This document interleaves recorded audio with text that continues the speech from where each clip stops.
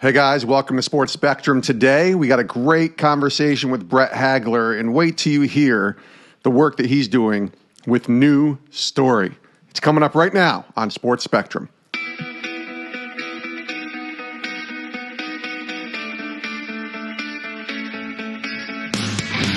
Welcome to the Sports Spectrum podcast, where faith and sports collide. Here's your host, Jason Romano.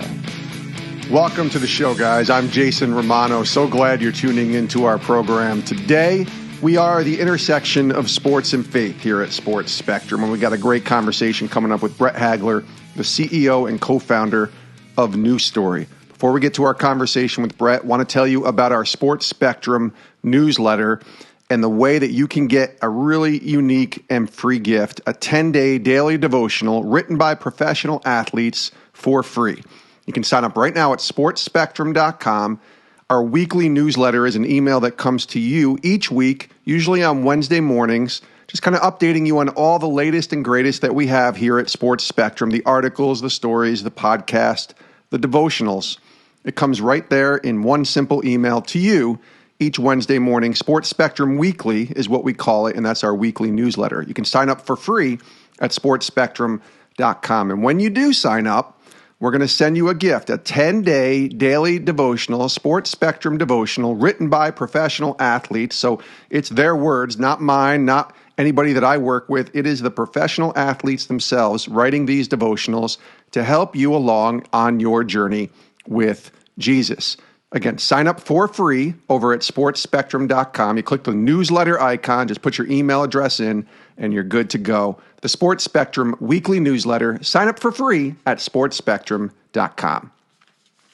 All right, our conversation today with Brett Hagler is coming up right now, and Brett is the CEO and co-founder of New Story. Since the founding of New Story in 2015, the company has gone from $0 to over $70 million in revenue and built over 30 holistic communities impacting over 3,500 families and homes in Haiti, El Salvador, Mexico, and the United States. I was introduced to Brad by our mutual friend, Brad Lomenick, who is a leadership guru and a connector and knows a lot of people. And he told me about Brett's story. Brett also has a background in sports, having played high school basketball, and actually has an amazing story of overcoming cancer in his high school journey as well. And now he's recognized as one of the most intriguing entrepreneurs out there. In fact, named by Goldman Sachs as a top 100 most intriguing entrepreneur. And his company was named among Fast Company's most innovative companies in the world 4 different times. In fact, Brett was recognized on Forbes 30 under 30 list back in 2016. So we're talking about what I like to say, kind of a big deal here, Brett Hagler, and I'm so glad that he found time to share his story. He's a humble dude who loves Jesus and just wants to help people. He's the CEO and co-founder of New Story, and he's our guest today on Sports Spectrum.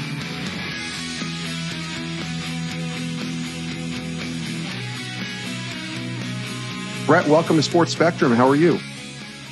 Jason, great to be on with you. Thanks for having me, man. Yeah, it's so good to have you. We were connected and introduced by our mutual friend, Brad Lomenick, who Brad has been a guest on this podcast as well, and is just one of the great connectors that I know of, and he feels like he knows everybody, right, Brett? Doesn't it? Very much so. Yeah, exactly. Yeah, he's a great guy, and he told me about you and about New Story, and I was like, yeah, we got to get Brett on here. And there's a lot to your story that I'm curious about, but let's start, I guess, with sports, your love of sports and the role that sports has played in your life. Mm-hmm. Yeah, growing up, I mean, sports was my outlet. Sports was what I used a lot of, I think some of my skills and leadership desires. I just channeled a lot of my God-given abilities. I channeled it towards sports. And, now I've been very entrepreneurial in my 20s and early 30s. And sometimes you hear stories about, entrepreneur types that in their earlier days, they would set up, their lemonade stands, or they'd do all these like little, entrepreneurial stories. And I never did any of that. My focus was really just around sports, specifically, basketball, a little bit of football, but mainly basketball. And I had, a high school coach, We had a really good high school team. Was like a game away from the state championship my junior year. Like we're a really good high school team. I mean, we couldn't compete with maybe like the best team in the whole state, but we were a really good team. And this coach, his name's Steve Fitzgerald. I mean, he just taught so much about mental toughness. I mean, that's where I learned mental toughness, right? Which now, like as an entrepreneur, like that's the game. Like that is the game. Mental toughness, fighting through adversity, habits, getting up early, going to, 5:30, 6 a.m., shoot around. And, sometimes it was a choice of who would show up and who wouldn't. And all of these, incredibly important, life practices and principles, were instilled in me really in high school through basketball. And so I'm just so grateful that I had those learnings. And, it's been beautiful to see how God has connected some of those, learnings and really the mindset to what I do now as an entrepreneur.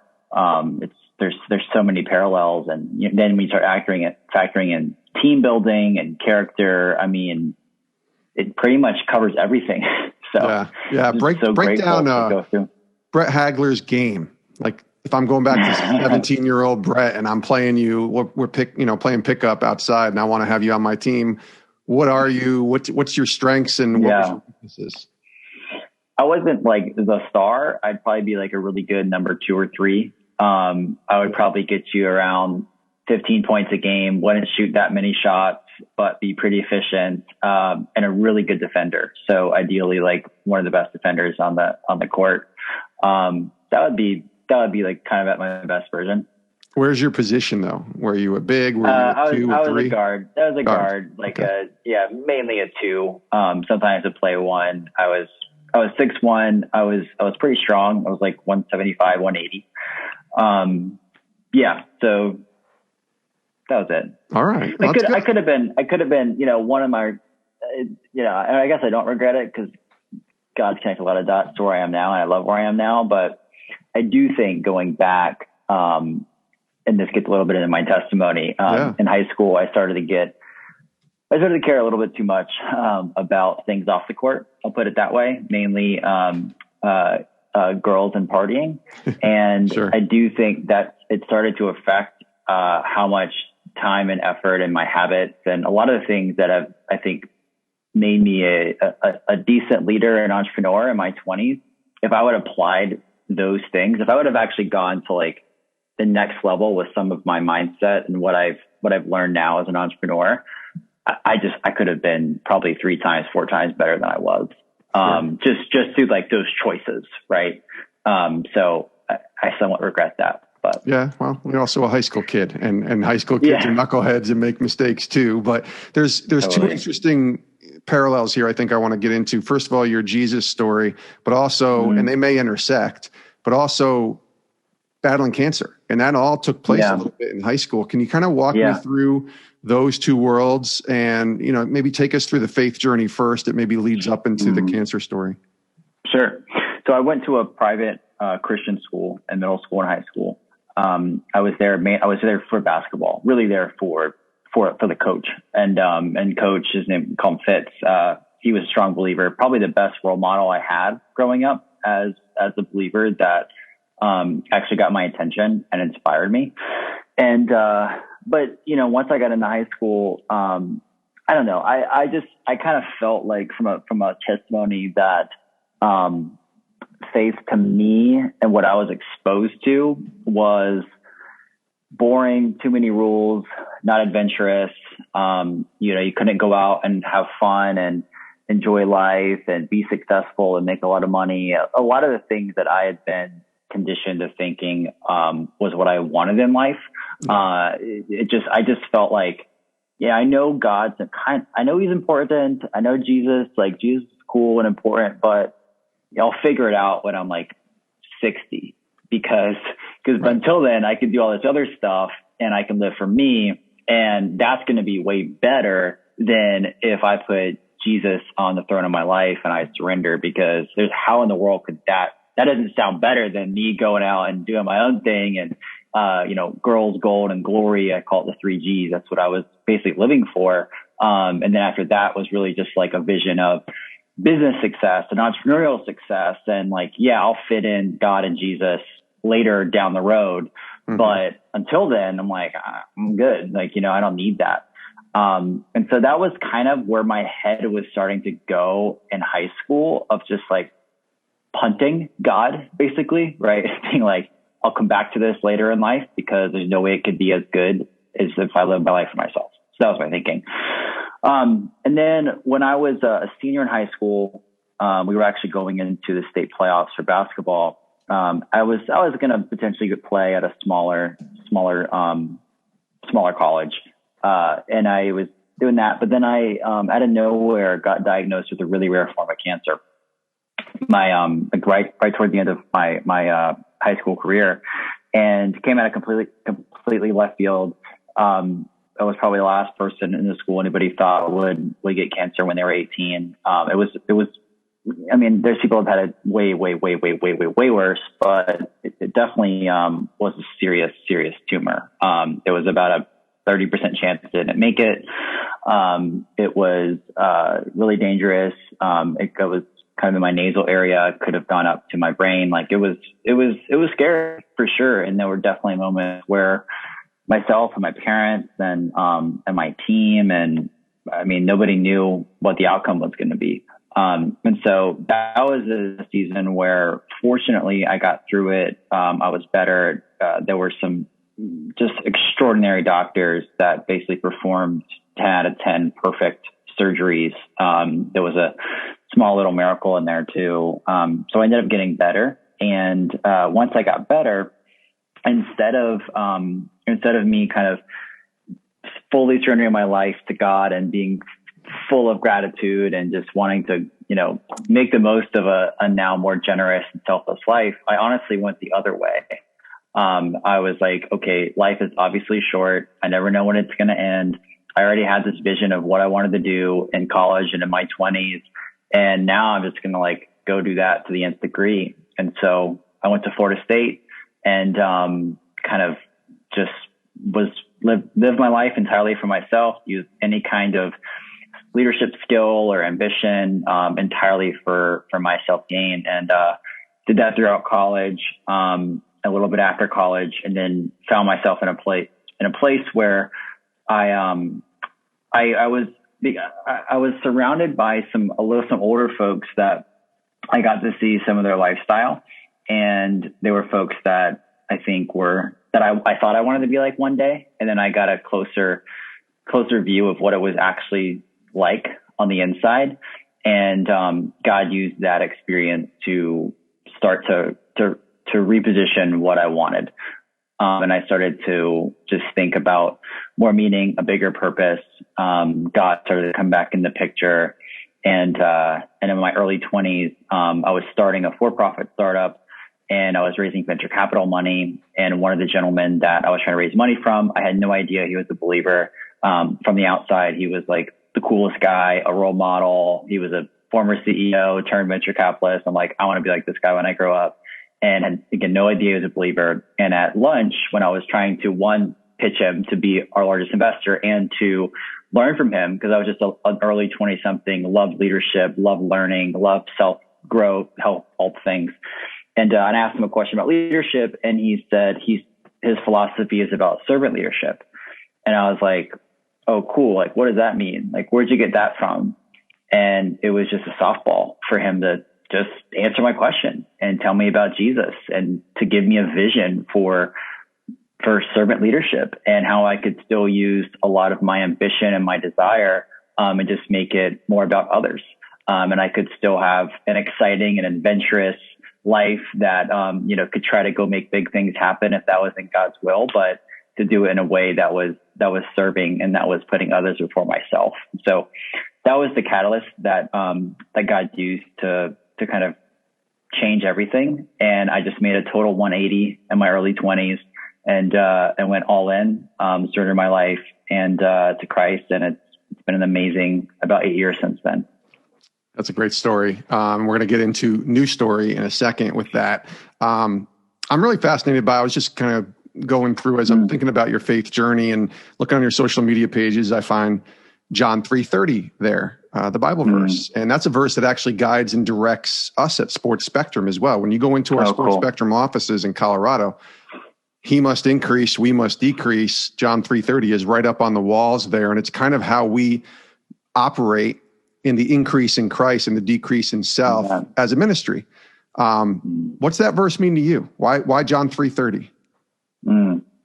Yeah, it's definitely my guiding verse. I think those priorities, especially as I've learned I started to have more success than I thought I would in my 20s, and started to get a lot more accolades and started to actually see like, wow, I like helped start something that could like really grow and scale and potentially turn into all these things. And on one hand, obviously that's a blessing and that's amazing. And on the other hand, there's of course the ego side of all of it, right? And if you're doing anything in ministry or the nonprofit world, what I've learned through my experience is one of the greatest deceptions that the enemy can do is he can come in and he can make the impact and the growth and the accolades and this keynote or this or that, the list goes on.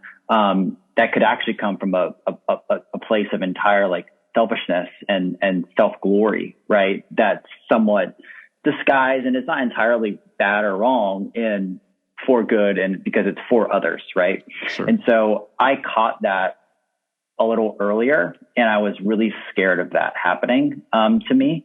And so I just wanted more than ever to be able to see every day and to have a life verse that was about it's about Jesus and others increasing and about me decreasing. And every week, if I can move more towards that, that's going to help me actually live into the will of what Jesus wants for me.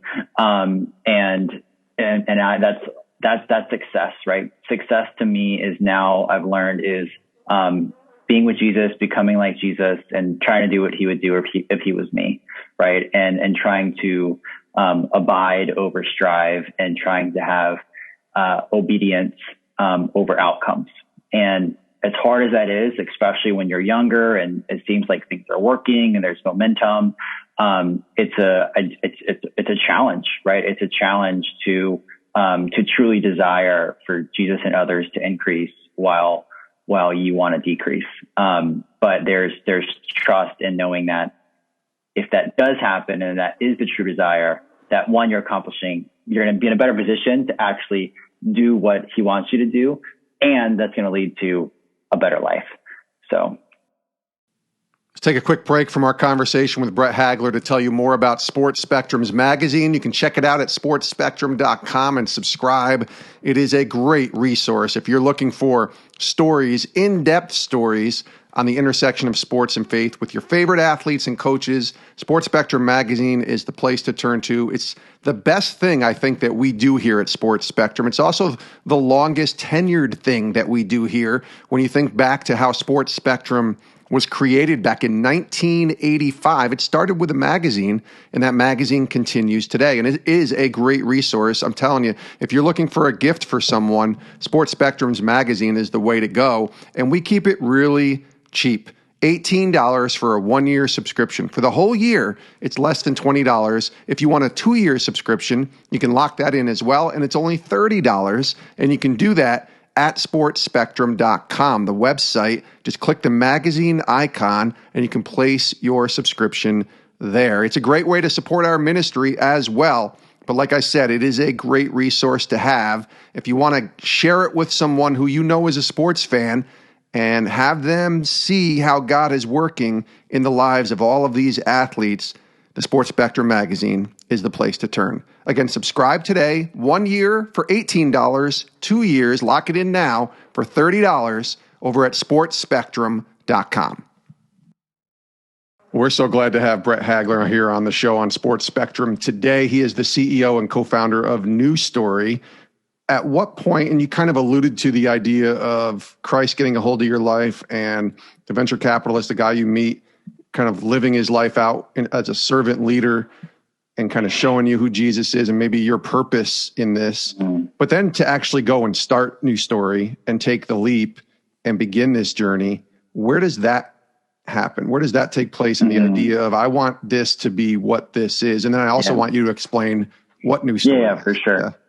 Yeah. Well, I mean, to kind of preface that, I did, throughout college and a little bit after college, I always had a dream and a desire to do something entrepreneurial, or to do something that would be, I wanted to be a tech entrepreneur, right? Business focused. I mean, I was reading, a business book about every week, or reading biographies about other, leaders and disruptors and all this stuff. And I just thought I'd always channel that towards, making a bunch of money and hopefully like building a big business, right? That was the goal. And then when I became a believer in my early 20s, so I say that just because that's already what I was like desiring or learning. And then when I became a believer and basically got a new vision for what leadership could mean and could look like, God just redirected some of my ambition to where I wanted to be able to use those skills and that drive and all the things I was trying to learn and innovation, those things that excited me. How could I use that where the outcome is ideally, or the output is people being impacted for a better life? And so that was the kind of reframing that happened. And then from how it actually happened, I was starting a for-profit startup, as mentioned. That startup, we wanted to start giving back a little bit of the money we're making. It was not a lot, but to a charity. Those two charities. One was a charity in New York, called Charity Water, which some of your, listeners might know. Absolutely. Good friends with their founder, both Scott and Vic Harrison are on our board and are good friends and mentors. So one was Charity Water. And the second one was a charity in Haiti, called Mission of Hope, who we still partner with. And I wanted to go see the organization in Haiti in person. So I went on a trip for my first time, kind of going on a mission trip. And I had no idea that what I was going to see there was going to lead to starting New Story. So get out of my comfort zone, was trying something different. I was reading a lot of the New Testament. This is when I was like still a lot earlier in my faith, meaning like the first 2 years. And to me, it was just very clear how much Jesus cared about the poor and about the vulnerable and about the least of these. And so that compelled me to want to see some of that in person. That's all over the world. It doesn't have to be, in Haiti. It's in all of our cities. But I wanted to go see that in person. That's what I felt called to. And so I did. I went down there, and what I saw didn't sit well with me, which was families and kids living in tarp tents after an earthquake that destroyed their housing. And there was no plan to get life's basic human needs back, safety, shelter, clean sanitation, food. And it was just very clear to me that, humans, and now we're in 2021, but back then it was almost 2015, despite all the advancements that we have in the world, which are extraordinary, and the technology and all the human progress we've made, it just didn't sit well with me that kids were still being born into dirt floors with no safety, no shelter, and without massive hierarchy of needs. And so that became really clear. And then I wanted to find another organization that I could get really excited about and I could champion, because I didn't think I would start a charity. And when I looked, I became frustrated with, from my perspective as like a younger entrepreneur, very interested in technology, the startup world.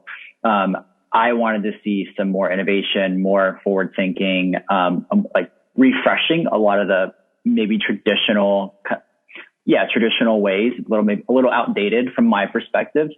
And that became the reason I was frustrated that I couldn't find that. And that became the reason why I thought it made sense to actually start something.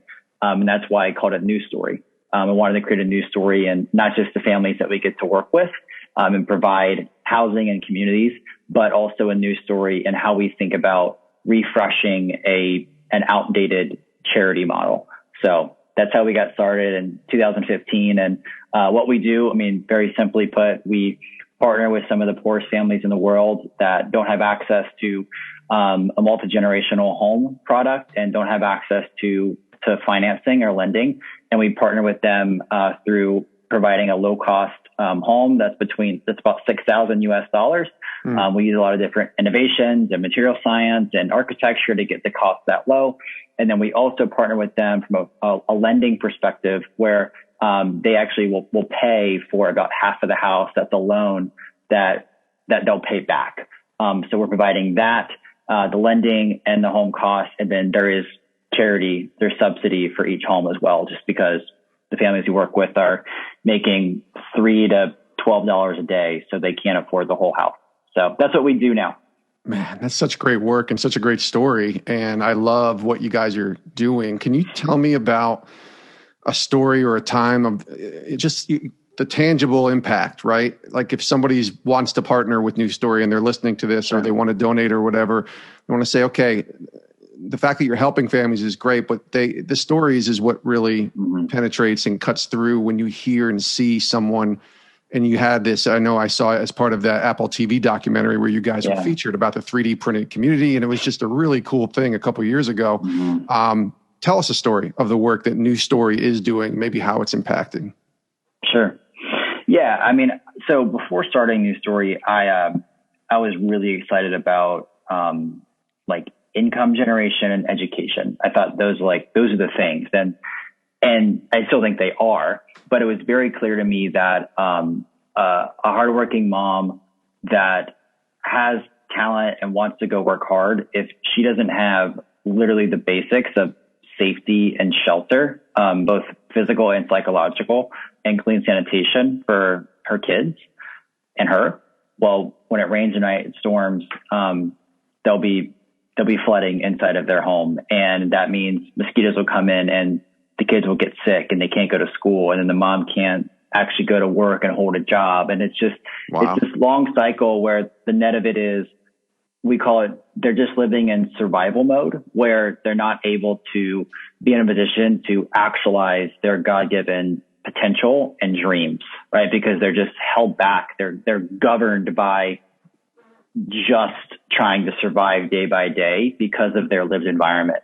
So, for example, last year we did a study of a couple hundred families, majority being, kind of women led, and their income after getting into a home increased by almost 85% just from having a house, which then opens them up for more microloans or for, the whole, you name it, right? All these opportunities open up because they're actually in a more stable position. And so, the story that comes to mind is just a single mom in Mexico that, wants to start her own little small business and before was never able to.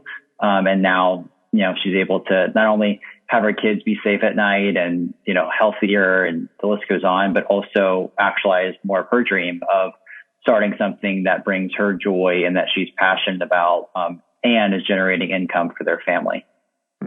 That's a great story. Brett, what's the website so people can check it out when we're finished here? It's newstorycharity.org. Newstorycharity.org. You could just Google New Story or New Story Charity.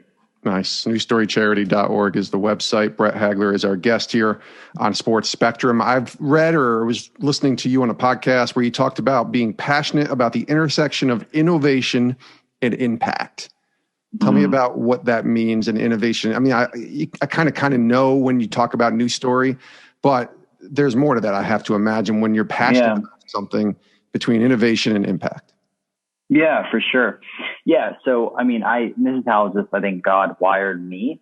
And, since I'm co-founder and the CEO, I get to help set up a culture and the values of the org and hire the people that we want to hire. And so what we get so passionate about is, on the one hand, which is most important, is of course, like the outcome of the families that we get to help and like their better lives. Right. But I'd say what I'm almost just as passionate about is, how do we do that? And how do we use, innovation, which innovation isn't always like, sexy, shiny technology or 3D printed homes, right? There's innovation to me is just figuring out pain points and frustrations and creating a better process or experience, right? Sure. There's a lot of different ways you can do that. And so we love solving problems and innovating on all the reasons, the kind of core reasons of why families are in the positions that they're in, right? Oh, the home cost is too high. They can't get access to lending, right? Like the list goes on. And then we get to apply our entrepreneurial thinking, which is a passion and who I think God has made me to be, and trying to have a lot of the same standards that some of the best for-profit startups would have, or a lot of the great technology companies. And we want to apply those same principles to the work that we do, which, our market is families that are, literally some of the poorest families in the world, but we still want to bring them ideally, and these are ideals, like the highest standards and great quality and, rethinking traditional systems and bringing innovation to those families. That's what I get really passionate about and our team gets really passionate about. So the intersection of those two things is a lot of fun. And I think, I'm seeing other organizations across different social impact industries do that. And I think we're going to see more of that over the decade. How are you able to take that faith that is so important to you that we talked about and insert it into the work that you do today? Mm-hmm.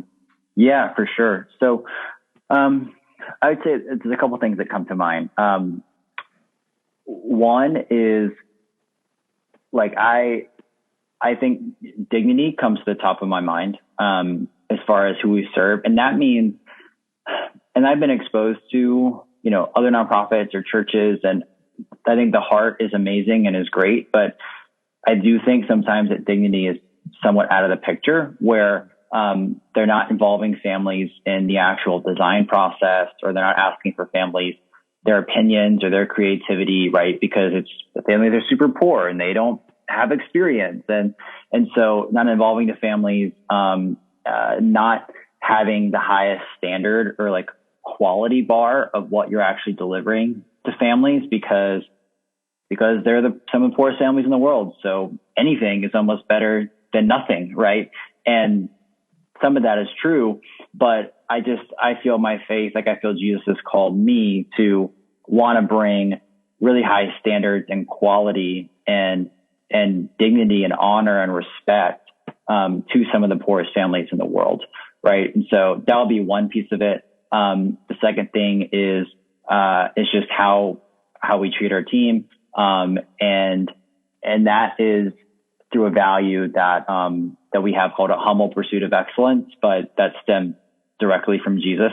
I think a lot of that is who Jesus was and his character, of being on one hand, humble first, compassionate first, and,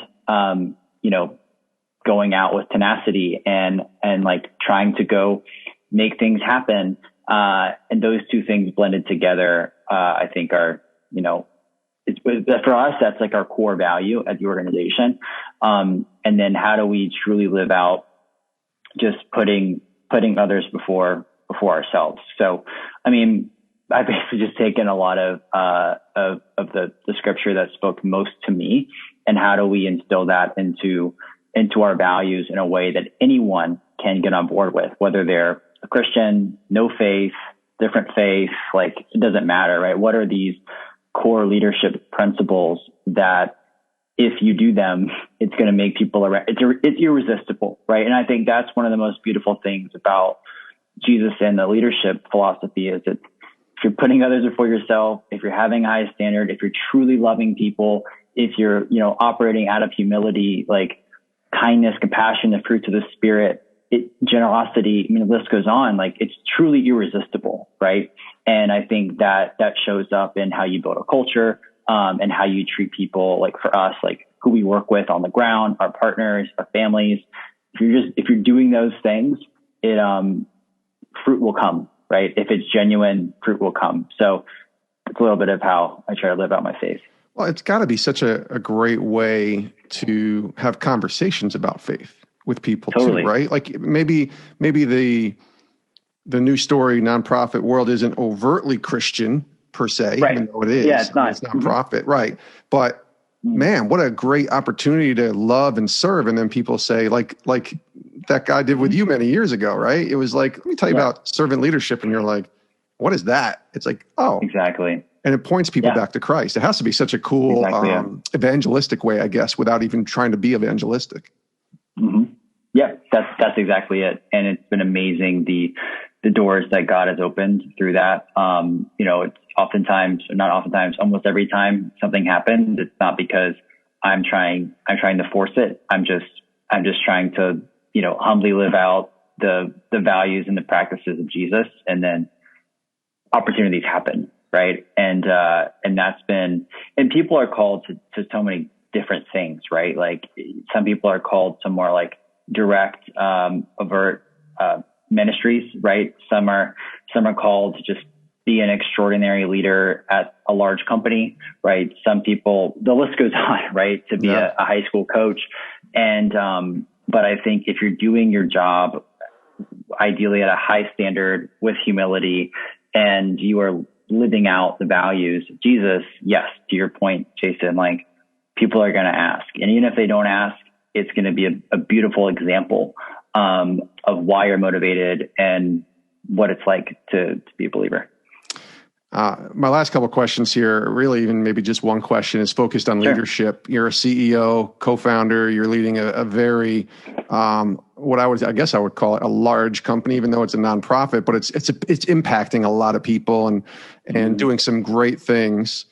We talked about beforehand, Brad Lomenick introducing us, and he wrote books on leadership. I wrote a book on leadership. So I'm fascinated by leadership, and it always comes back to servant leadership, especially if you're a believer. And if you're not a servant leader and if you're a believer, then you got it backwards. But what is it that makes a great leader in your opinion? Now that you've been doing this a while, what have you seen that makes a great leader? Because we have a lot of coaches that listen, a lot of players that want to be leaders, a lot of people that work in vocational places, even in churches, that want to be great leaders. What have you seen that's worked outside of just obviously being a servant leader that has helped you in your leadership journey? It's great. I'll answer that in two ways. Okay. The first is, the more I'm around other leaders that I really respect, and I've seen this in my own life, I continuously see people that have, even though they're most likely scared or feel fear, they have courage and they're willing to go out of some kind of comfort zone to stretch to a new level, right? And that can look like courage, that can look like boldness, and it doesn't have to be these huge, crazy, big things, but it's just when you start to feel timid about something, and you start to feel, man, the easy button would be to not do this, right? Or to not do the hard thing, or to just stay in stasis, or stay to what I'm comfortable with. I think so much of leadership is recognizing that and then going against it, right? And continuously trying to challenge yourself and grow, and have the courage and the gut to try something, knowing that it could fail, right? And I think as believers, like our identity isn't in our outcomes or our success, right? Of what we do, right? Our identity is first and foremost that our names are written in heaven, and that's what we should rejoice in first, right? We should rejoice in being children of God.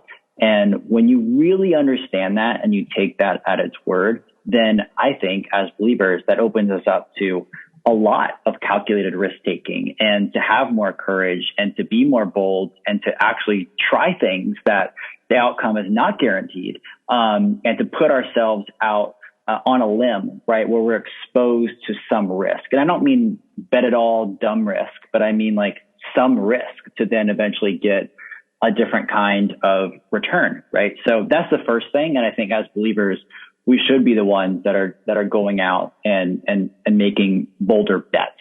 And I think that is such a differentiator, because what I've learned is usually being bold is rare, right? And it's not that many people. When you do it at first, you get a lot of naysayers. I'm going to tell one quick sports example that I think is actually one of the best examples of being bold. So Dabo Sweeney, right? Who I don't know Dabo. Seems like a strong believer. Seems like obviously a great leader. Yeah, when Dabo set his vision and how bold he was in the beginning of what he wanted Clemson to be from a culture standpoint, right? He went out on a limb. He made himself available for scrutiny, for, people laughing at him, but he felt like it was possible, and he set such a high standard of what Clemson could be like one day. Not can we, one day beat Alabama or Ohio State, but no, we're going to be them. And everybody's like, dude, what are you saying? Like, you can't say that. Yeah. But he was actually bold enough and had the courage and the guts to have that vision, and then to reverse engineer and backwards plan what would it actually take to get there. So that's a bigger example, but so many people could do more things like that. But the gravitational pull is to be more reasonable, be more normal. Don't think that big. Don't think that bold. You can't do that. So when you can actually go against it, that's when a lot of big things happen. That was my first example. And then the other thing on leadership is, this is, a lot of people know this concept, but I really think that, Jim Collins, like level 5 leadership, which is essentially the combination of humility and excellence, compassion and tenacity, that combo together, I think, produces the best coaches, the best CEOs, the best VPs, the people that you want to work for, right? Because their ego is checked. It's not about them. It's about the bigger picture. They're going to love and care for you genuinely, and you know that. And they are going to push you, and they're going to try to optimize, your potential, and they're going to set a higher standard, and they're going to have, they're going to pursue excellence. So those two things together, I think, create the most inspiring and the best leaders. Yeah. You just described Howard Hayworth and Steve Stenstrom, who were my bosses, my VP and the president of Sports Spectrum. So I'm glad that you said that, because that's what I see when I work with those two guys every day. Brett, this has been great, man. Thanks so much for your time. Yeah. Again, newstorycharity.org is the website they should check out. And he is Brett Hagler. Yeah. Thanks for being here, my friend. All the best to you. All right. Thanks, guys. Appreciate it. Great stuff there from Brett Hagler, the CEO and co-founder of New Story. You can check him out at newstorycharity.org, newstorycharity.org. They're doing awesome work. And so glad that Brett joined us here today to share his story, not only the story of New Story, but his own story of taking a leap, of becoming an entrepreneur, of finding purpose, of putting his faith in Jesus, of overcoming cancer, and playing high school basketball as well. There was a lot there. I hope you took some notes, because Brett Hagler had a lot of really dynamite nuggets in there to share with us today. And especially at the end there when he talked about leadership, that was gold. That was just gold. So appreciate Brett for sharing his story, for sharing the story of New Story. And again, check him out at newstorycharity.org. Thanks to Brett for joining us today. Thanks to you for tuning in as well. Make sure you click that subscribe button as you're listening to this podcast so that you never miss an episode of Sports Spectrum. If this is the first time you joined us here on the program, we're so happy you're here. Welcome to Sports Spectrum. We are the intersection of sports and faith. SportsSpectrum.com is our website, and this podcast is the center of a podcast network of shows that you can listen to with Sports Spectrum. We have a network of shows, and it's really an exciting time for us at Sports Spectrum as we continue to grow, as we continue to figure out ways to be, like Brett talked about, innovative and impactful with what we want to do, which is bring Jesus back into the conversation. So click subscribe so you never miss an episode of this podcast. Tell someone about Sports Spectrum, and even sign up for our weekly newsletter over at sportsspectrum.com for free. The weekly newsletter gets you a free 10-day daily devotional written by the pro athletes themselves. You can do that at sportsspectrum.com. And then make sure you join us next time for a brand new episode of Sports Spectrum's podcast. My name is Jason.